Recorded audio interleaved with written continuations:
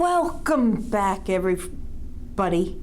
I was about to call you every Friday because it's Friday again. It's Friday night, and are you feeling sleepy yet? Are you feeling sleepy? Well, stretch up, stretch all the way down. Make sure you brush your teeth. Make sure you've been to the bathroom. Make sure you got your drink of water. Are you ready for a story? I'm going to do something a little bit different today. This is the book I'm going to read.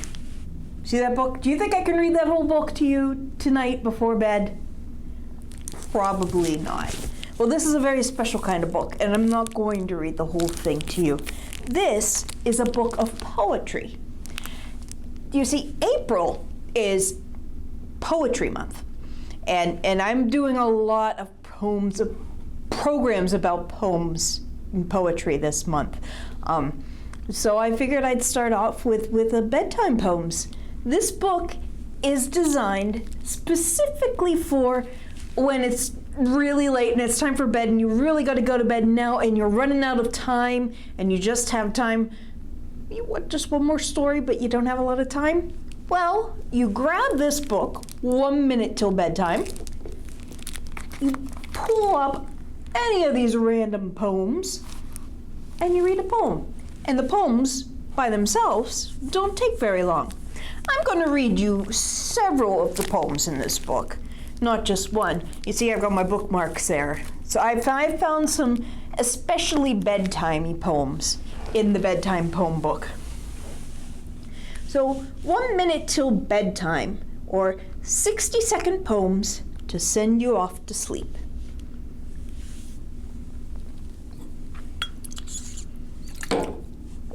I need my water first.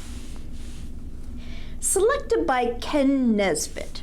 That means Kenn Nesbitt, he actually wrote some of the poems. He wrote the first poem that we're going to read in here, but he mostly found poems that other people read and collected them all together and put them into one book. And then Christoph Niemann drew the art on each page to go with it. So 1 minute till bedtime, we'll start with the first poem. This is a poem written by Kenn Nesbitt, who put all the poems together. It's called, Whew! Finished dinner, cleared my plate, took the trash out, shut the gate, had a bath and brushed my teeth, those on top and underneath. Telephoned my gramps and grandmas, changed into my soft pajamas, fluffed the pillows, got my Ted, said my prayers, climbed in bed. All that's done. At last, I'm freed. Finally, it's time to read.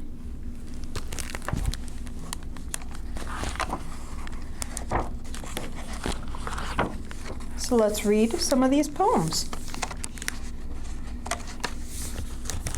There's this poem called Map of Fun by Naomi Shihab Nye, who actually wrote a poem that I'm going to read in my Mundo Monday story time coming up next week as well, so you'll see her name again. Map of Fun. Where did my feet walk today? Did they step on a cloud or into a sea? Did a smooth wooden floor welcome their beat? They slid through the grass. They stepped on a stone. I dashed up the stairs. My cat bit my toe. I slid in the hall. I splashed in the bath. My fabulous feet felt it all. Now they are curling under the sheet. Tomorrow I will dance and run, skip and hop, twirl and leap. Feet always find the map of fun and follow it. But now they rest. They rest. You resting yet? Or is this you?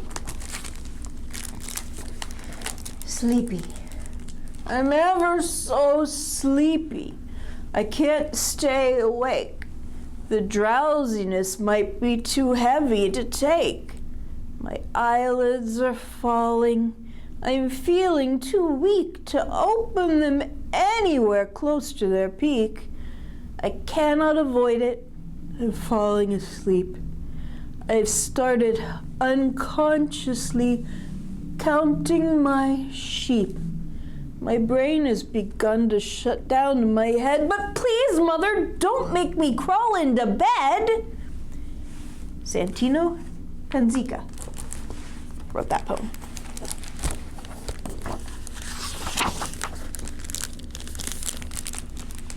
Now here's one, Michael J. Rosen. It's one you can use your fingers for. Wave goodnight. Rub your eyes, you sleepy head. The dark is all you'll miss. Tuck your fingers into bed, just inside your fists. Pointers, middles, rings, goodnight. Sleep tight, pinky ones. Sweet dreams, fingers left and right. See you later, thumbs. By Kurt Cyrus. This one is The Road to Morning.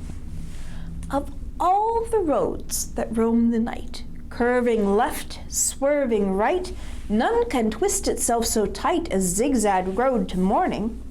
For many a moon this road has swirled and whirled and round all round the world, and many a kid has spun and twirled, lost on the road to morning. It's a dizzy road for sure, but then it always gets you home again.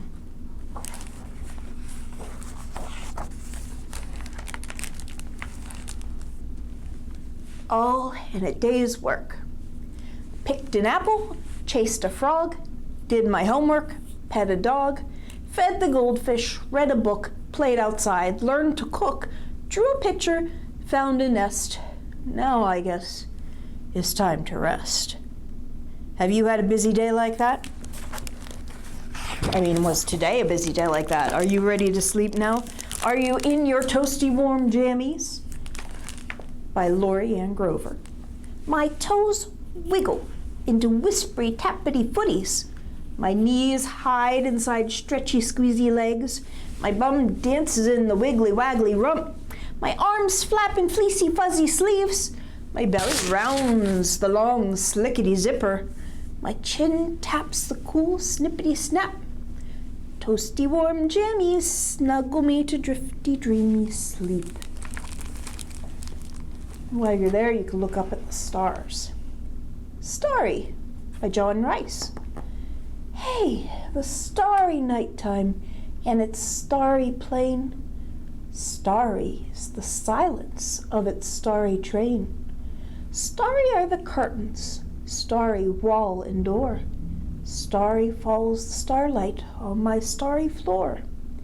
Hey, the starry nighttime and its starry glow. Starry is the window with the starry show.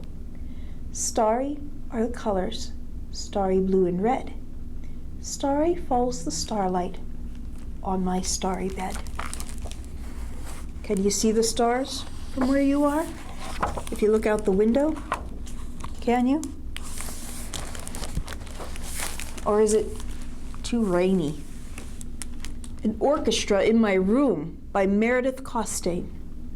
Flash, crack, boom! My dog Jack hates thunder. He shivers and quivers and trembles and shakes, lies flat to the floor till the thunderstorm breaks.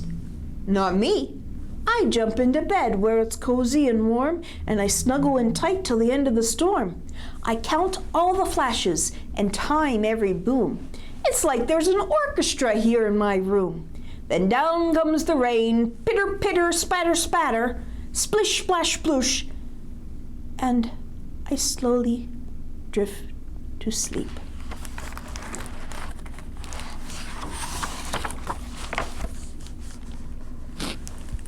This is the Hour by Lisa Brownlee. This is the hour when dark hugs the stars and petals touch petals to close up the flowers. This is the hour when songbirds alight, feathers together to share the quiet night. This is the hour when colors fade grays and only dark sparkles rock by on the waves. This is the hour, moon magic above, as I drift into dreams, I hear whispers of love. My eyes are sleepy, moonbeams fill my head.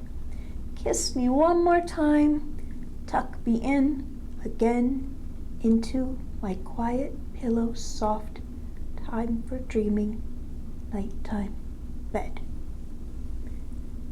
Sleepy by Lee Bennett Hopkins. Does that make you feel sleepy?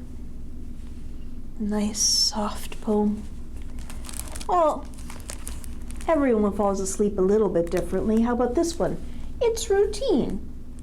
Rose won't doze until her toes are snug in soccer socks. My Aunt Louise can't catch her Z's unless she sets 2 clocks. If the moon's too bright, Dad's up all night counting leaping sheep.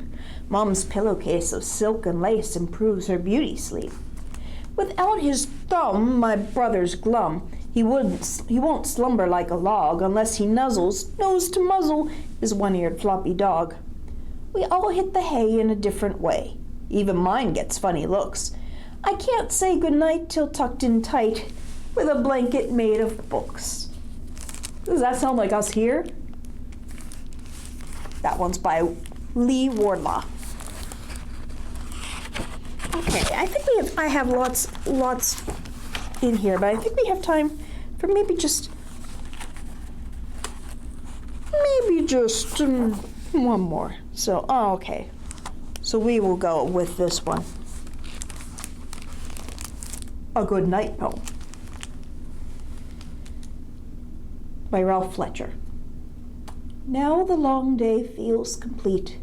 Tuck your feet between clean sheets. Tuck your body into bed. Tuck sweet dreams into your head. Tuck your covers snug and tight. Tuck the good into the night. Good night. Now, if I had this book at home with you, maybe you could convince me to read just one more, but not tonight. Good night.